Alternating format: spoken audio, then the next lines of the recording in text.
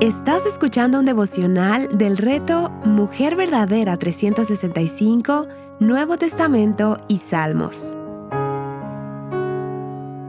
Día 225. Segunda a los Corintios capítulo 12. Escrito por Susana Decano, leído por Carmen Espaillat de Morillo. Pablo continúa contrastando su ministerio con el de los falsos maestros. Ellos se gloriaban en apariencias, experiencias y fortalezas humanas. Pablo, en cambio, se gloria en sus debilidades, en las aflicciones, porque allí se manifiesta el poder de Cristo. El centro de este capítulo es contemplar la suficiencia de la gracia de Cristo frente a nuestra necia autosuficiencia, al reconocer nuestra necesidad de Él. Mientras lees este devocional y el pasaje, quizá una y otra vez te hagas la pregunta: ¿estoy aprendiendo a depender de Cristo en mi debilidad? Pablo no se gloría en experiencias espirituales. Desde el capítulo 10, Pablo empezó a hablar del tema de gloriarse. Quiero darte un pequeño resumen de las veces que Pablo habla de gloriarse, porque es una palabra que conlleva un significado relevante para la defensa del ministerio de Pablo y para el alma de los corintios. Gloriarse en el testimonio y el progreso de la iglesia. Gloriarse únicamente en el Señor y en los límites divinos. No se gloriaba desmedidamente, sino en la obra del Señor. La insensatez de gloriarse frente a los falsos maestros, gloriarse en las debilidades y la gracia de Cristo. Con esto podemos decir que Pablo se gloriaba en el Señor y los falsos apóstoles se gloriaban en la carne, es decir, en ellos mismos y lo que hacían. No solo se trata de orgullo versus humildad, se trata del carácter de un siervo del Señor que apunta a otros a Cristo, no a sí mismo. Por eso vemos que Pablo narra sobre sus visiones y revelaciones en tercera persona. A diferencia de los falsos maestros, él no usa sus experiencias espirituales para exaltarse. Las experiencias extraordinarias no son la medida de la madurez espiritual. Pablo había recibido grandes revelaciones, pero no quería que los corintios lo evaluaran por eso, sino por la verdad de su vida y ministerio en medio de las aflicciones. Cuando estamos en Cristo, tenemos una comunión íntima con Él a través de su palabra y vamos siendo expuestos a ella. Lejos de sentirnos más fuertes, cada día nos damos más y más cuenta de lo pecadoras, indignas y débiles que somos. Cuando estás delante de una persona que se considera buena, moral, sabia y autosuficiente, estás delante de una persona que no ha entendido su verdadera condición y está cegada por su orgullo y su amor por sí misma. Quizá el Evangelio aún no le ha resplandecido, o quizá está creciendo en santificación. Sin embargo, esto es lo que estaba sucediendo con estos falsos maestros. Dios usa la debilidad para guardar el corazón del orgullo.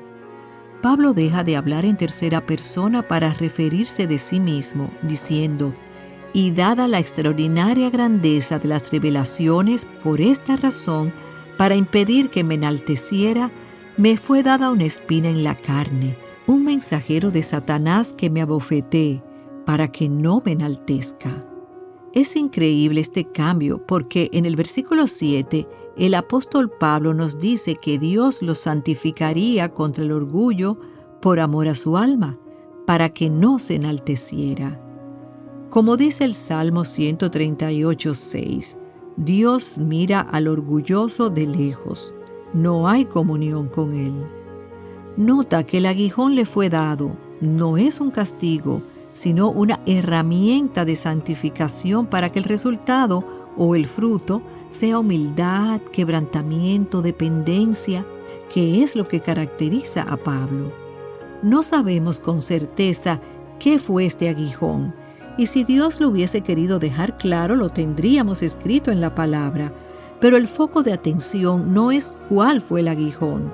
Quizá nuestra tendencia humana de curiosear o evitar el aguijón nos lleva hacia querer averiguar qué fue. Pero lo que realmente importa es el propósito. Dios lo usó para humillar, guardar y sostener a Pablo. Sin embargo, aunque fue doloroso y lo es para nosotras cuando Dios usa un aguijón para guardarnos del orgullo que hay en todas nosotras, todo lo que acontece está cubierto de la soberanía de Dios y su buen propósito de hacernos a la semejanza de Cristo. Dios conoce nuestra debilidad y nuestra propensión a autoexaltarnos. Muchas veces Dios permite debilidades porque sabe que estamos tentadas a confiar en nosotras mismas.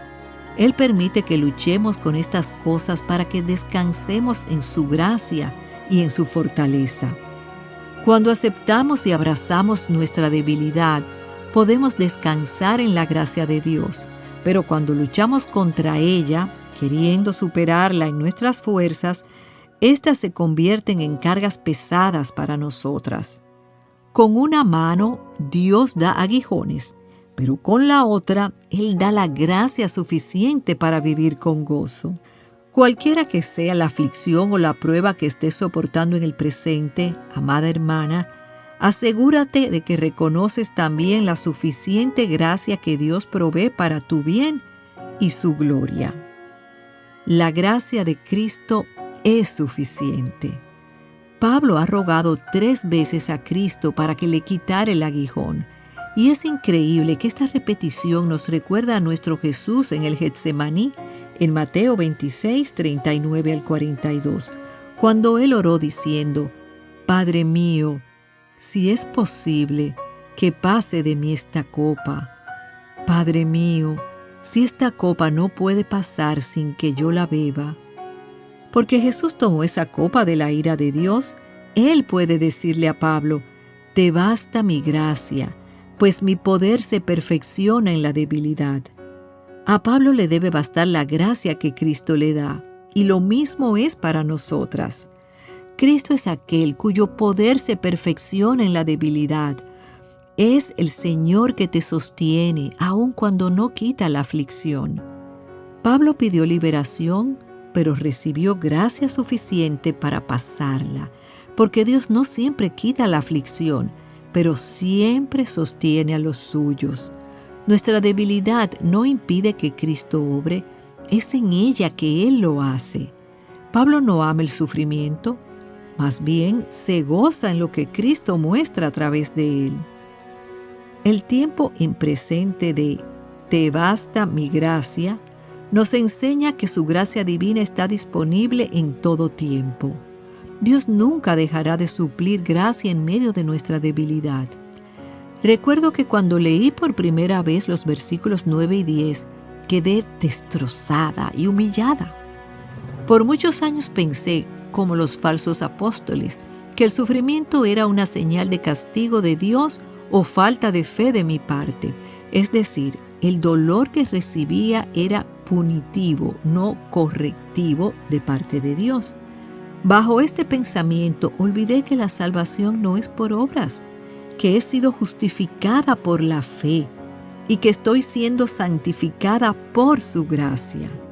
Al leer una y otra vez estos versículos, me quedaba claro que para complacerme en las debilidades, en insultos, en privaciones, en persecuciones y en angustias, necesitaba algo más que una buena y optimista actitud, o seguir pasos, o esforzarme más, o incluso correr a culparme para quedar sepultada por la vergüenza y la culpa. Me tomó un tiempo entender que la gracia no es una palabra bonita nada más, es poder de Dios para transformarnos, pues es por gracia que somos salvas, es por gracia que Dios nos perdona y es por la gracia de Dios que somos entrenadas para vivir en santidad. Por eso Jesús nos dice: que te baste mi gracia, porque tú eres débil. Y es bueno que lo seas para que mi poder sea visto y la gloria sea para mí. El sufrimiento no se trata de nosotras. no es para gloriarnos en cuanto sufrimos, sino en que nosotras viviremos bajo ese poder que nos sostiene, nos consuela y nos lleva a vivir el Evangelio en medio de él. Tampoco se trata de pensar que a medida que más sufres, recibirás más de Dios, porque no es por mérito, ni es para ser aprobada, porque ya lo fuiste en Cristo. Pablo dice que su razón no es porque es una persona aguantadora, es por amor a Cristo. Y eso hace toda la diferencia. Todas pasamos y pasaremos por sufrimiento, sin duda. La pregunta es, ¿cómo lo atravesaremos? A medida que crecemos en amar más a Cristo, el sufrimiento no se verá como algo a conquistar ni a huir, sino el lugar donde nuestra unión con Cristo será desplegada de manera gloriosa. La falsa enseñanza de que somos fuertes en nosotras mismas contradice esta hermosa enseñanza. Pablo dice, porque cuando soy débil, entonces soy fuerte. La debilidad no es apetecible para esta cultura ni para esta generación. Sin embargo, tampoco es la señal de un verdadero apóstol, sino que también es la señal de que Dios está obrando en nosotras para transformarnos a Él. Las señales de un verdadero apóstol. Nuevamente, Pablo apela al uso de la ironía para referirse a la diferencia que radica entre él y los falsos apóstoles. Pablo no se está comparando para exaltarse a él mismo. Su preocupación no ha sido él ni su ministerio, sino la gloria de Cristo y el mensaje del Evangelio en la vida de los corintios. Pablo no era inferior a los falsos apóstoles. Su ministerio fue confirmado por señales, prodigios y milagros, pero aún así él no puso su confianza en esas cosas. Cristo era el centro de su ministerio y debe ser el centro de todo ministerio que se llame cristiano. Carácter y obrar de los falsos apóstoles. El origen del éxito de los falsos apóstoles era el mérito propio, elocuencia y carisma humano. Además de cobros de honorarios y cartas externas, también veían el sufrimiento como una señal de poca fe o maldición, y por ello era evitado. Promoción elitista, énfasis en las experiencias de visiones y apariciones exclusivas de ellos para coaccionar a otros a seguirlos y ofrendarles. Al considerar el sufrimiento como inválido para ser siervo del Señor, se consideraban fuertes por sus propias capacidades y estatus. Hermana, antes de pensar en alguien más, por favor, examina tu corazón como he examinado el mío. Pregúntate, ¿por qué hago lo que hago? ¿Qué siento cuando me felicitan por mi servicio? Cuando Dios me revela algo, ¿a quién se lo comento y cómo? Carácter y obrar de Pablo. El origen del éxito, entre comillas, de Pablo es la pura gracia de Dios en Cristo Jesús y el poder del Espíritu Santo. La evidencia de su autoridad era la vida de los creyentes. Esas eran sus cartas vivas. Pablo consideraba el sufrimiento y la aflicción como el escenario donde se manifiesta el poder de Dios y predicaba el Evangelio de Jesucristo porque era esclavo de él. Su gracia lo capacitaba para hacer todo lo que hacía y gloriarse en sus debilidades. Ahora, pregúntate, ¿todo lo que hago está descansando en que Cristo vivió una vida perfecta, murió por mis pecados en una cruz y resucitó al tercer día para darme esperanza segura de vida eterna? Amor pastoral que busca edificar. Pablo no deseaba ser una carga para los corintios, no buscaba algo de ellos. Pablo los buscaba a ellos. Y esto hace toda la diferencia entre un ministro de Dios y uno que vive para sí mismo.